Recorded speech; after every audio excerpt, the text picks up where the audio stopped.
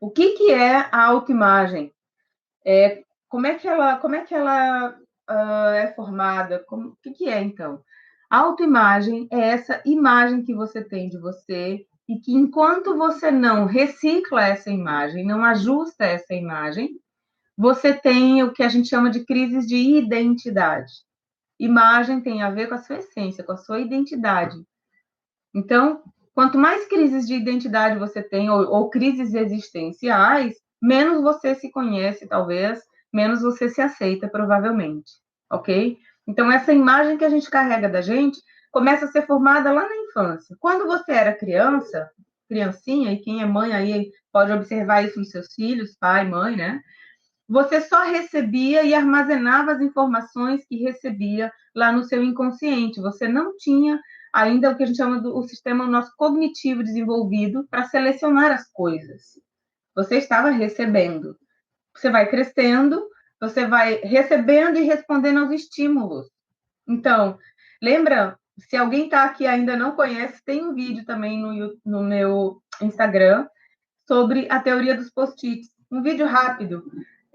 Foi uma teoria inventada aí num dos workshops que eu estava ministrando com mulheres, então você pode ir lá e pode assistir um vídeo rápido sobre isso, que é você recebeu um monte de qualidades boas e ruins, características boas e ruins quando você era bebê, quando você era criança, continuou recebendo ao longo da vida, só que quando a gente é criança, como eu disse, a gente armazena no inconsciente, responde aos estímulos e não sabe como fazer para não adotar aquilo. É como se alguém te desse um cachorro e você não tivesse a opção de devolver.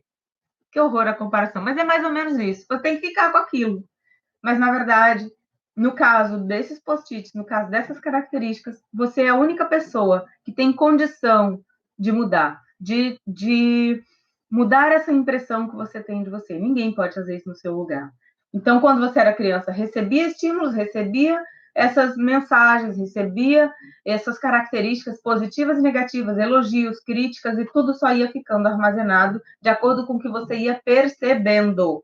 É muito importante você estar atento à palavra percepção. Você, hoje, a imagem que você tem de você não é o que as pessoas te deram, é como você percebeu isso. Eu preciso que você grave isso, eu vou repetir. A imagem que você carrega, que você tem de você hoje, nesse momento da sua vida, não tem a ver necessariamente com o que disseram sobre você, com o que fizeram para você, ou por você, ou com você. Tem a ver com a sua percepção disso.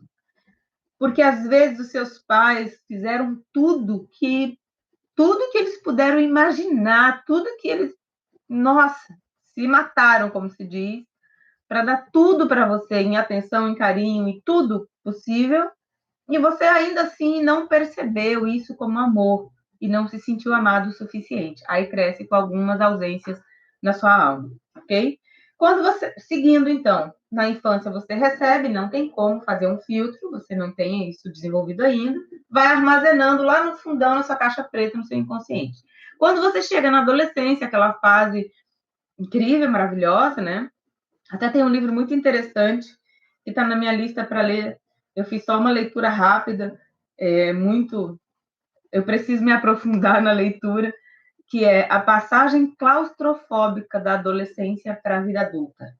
E a sensação é de claustrofobia mesmo. Para quem não sabe o que é claustrofobia, é aquela sensação de sufocamento. Quem tem claustrofobia tem medo de ficar trancado, não fica em lugares fechados, tem medo de elevador e etc. Então, quando você chega na adolescência, você percebe que você não é aquilo tudo que você recebeu. Mesmo não tendo consciência de tudo que você recebeu, você tem vamos dizer assim, uma visão turva das coisas que estão guardadas lá no seu inconsciente. E aí o que acontece? Você chegou na adolescência, você começa a perceber que você não é exatamente como seu pai e a sua mãe falam, como as pessoas da sua família falam que você é. Aí os seus amigos falam outras coisas. E aí você vai se perguntando assim, tá, mas eu sou isso que eu penso, que eu vejo de mim, ou eu sou isso que as pessoas estão vendo e me dizendo? a história das crises, né? As crises ali na adolescência, as crises de identidade. Quem é que eu sou no meio disso tudo? Que eu recebi, eu não reciclei, não tinha como fazer isso ainda, né? Não tinha como rebater o que estavam me dizendo, eu só recebi. E eu não sei ainda quem eu sou no meio de todas essas coisas. Você vai vivendo, na juventude ali você tem a possibilidade.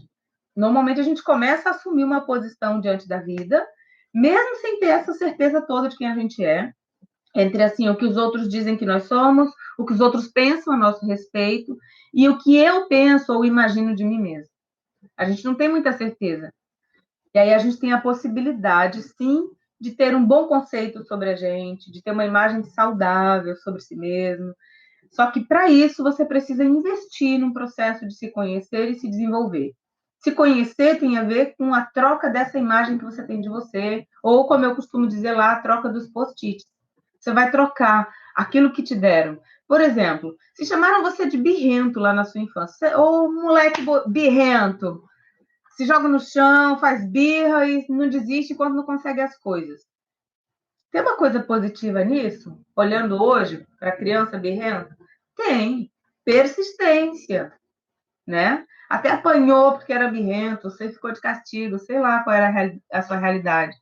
Qual é a coisa positiva desse birrento? É a persistência. Se não for teimosia na vida adulta. Porque se for teimosia, você vai ser chato, teimoso, cabeça dura e vai dar ruim. Porque isso também bloqueia o aprendizado, o processo de aprendizagem. Então, quando você começa a entender, a aceitar e assumir que só você pode mudar essa imagem que você tem de você, você tem a possibilidade de ir mudando esse conceito do negativo para o positivo. Eu vou usar essas palavras negativo e positivo porque é muito simples. É muito simples. Posso usar várias outras, mas eu estou usando essa porque é muito simples. Houve uma fase em que todo mundo falava em pensamentos positivos, mude seus pensamentos, mude sua vida, meditação para mudar os pensamentos e tudo mais. E aí, ignorantemente, muita gente pensava assim, até parece que só mudando meu pensamento a minha vida vai mudar. Gente, é um começo. Você tem que começar a mudar o seu pensamento. Então, você tem, se você quiser observar a partir de hoje, eu desafio você a observar que você tem um pensamento dominante. Todo mundo tem um pensamento dominante.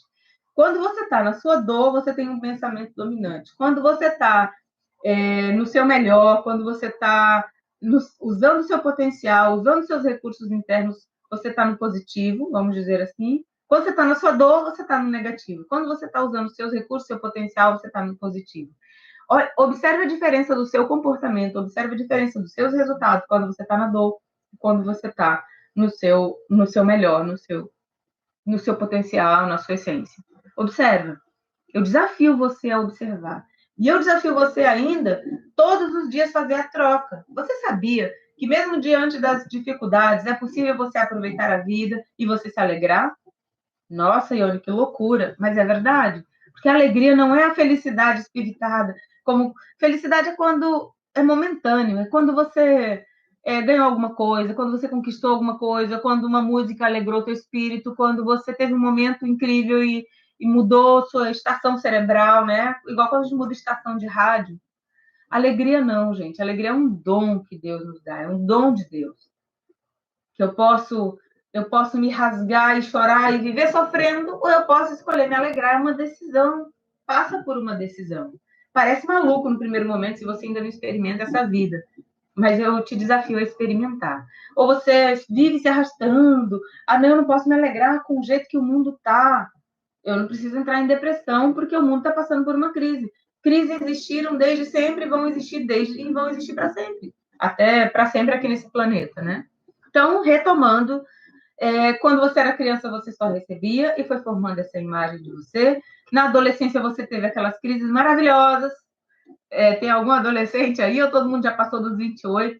Se tem alguém com menos de 28, levanta aí o dedinho, põe uma mãozinha aí para mim. Até os 28, segundo estudos mais recentes da neurociência, vai a adolescência dos 14 aos 28 anos de idade.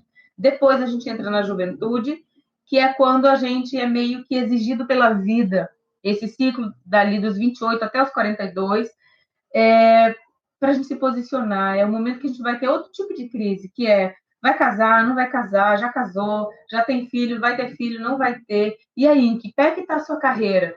Já paga as contas? Já está bem sucedido? Como é que é? Na atualidade, a pergunta seria assim: você não vai ficar milionário antes dos 30, não é? Né? E aí, você não sabe ainda qual é o seu talento, cara? Põe ele na internet, né? As chamadas de hoje. E aí você depois entra para a vida adulta. Na vida adulta, é um aprofundamento do que você fez antes. E você tem ainda a opção, vamos colocar assim, dos 49, dos 42 até os 49, dos 49 até os 56, é a vida, o que a gente está chamando aqui de vida adulta. Você tem a possibilidade, veja, de rever tudo isso se você quiser. E se você fizer esse trabalho de renovar os conteúdos que estão lá na sua caixa preta, ou de trocar os post-its, como eu brinco aqui com vocês para ficar fácil de gravar, você vai chegar na velhice deixando um legado, disponibilizando para o mundo de várias maneiras a sua sabedoria. Você vai se transformar num conselheiro sábio, amoroso, numa pessoa que vai ter o que entregar de conteúdo, de experiência de vida, e aí um montão de coisas lindas, porque você reciclou a imagem que você tem de você, talvez ali de negativa para positiva. E só para te consolar, porque isso é um consolo, isso é um consolo. Vou dar uma estatística bem positiva, já dei essa estatística outras vezes. 90% da população mundial tem uma imagem negativa de si mesmo. Não é consolador saber que está todo mundo no mesmo bar? É consolador, por mais que seja triste também é consolador. Então, se você quer chegar lá na velhice e eu estou falando velhice aí, hoje a gente fica jovem, fica velho bem depois, né? A maioria de nós, pelo menos, né? Então, mas se você quer chegar na velhice deixando um legado, você vai precisar fazer o que eu chamo aí de a travessia de si mesmo. Você vai precisar atravessar os seus conteúdos internos, atravessar essa imagem que você tem de você. É o que se falou muito no âmbito do coaching nos últimos anos, assim, ressignificar a sua história, dar um significado diferente para a sua história de vida, para caminhar para o futuro mais leve,